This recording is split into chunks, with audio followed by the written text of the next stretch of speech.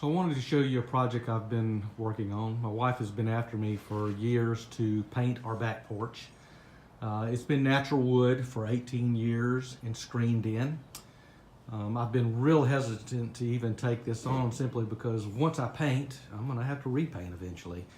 And doing the screening is not necessarily just easy. It's very time consuming, and the prior screen was basically stapled along each of the rails and then trim put on them. That's a lot of trim work that need to be painted and a lot of stapling.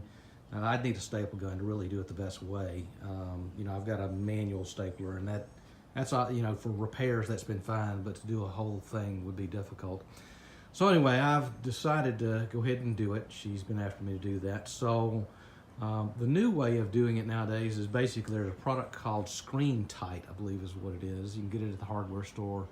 Basically, it allows you to put a base down around the window. It's a plastic type base. You spline the screen into that base and then you put a cap on it.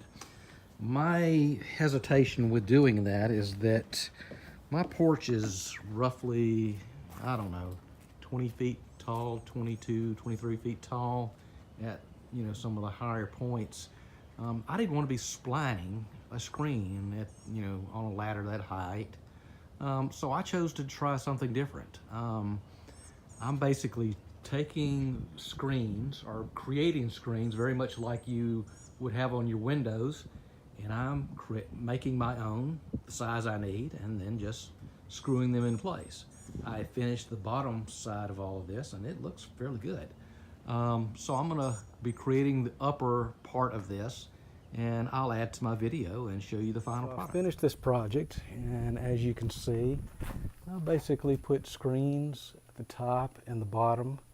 They line up very flush with each other all the way across, so that turned out really well. So well pleased with that. I was able to hang these real easily with screws, so all that worked out well. I can take them down if I need to redo any screens, so that all worked really well.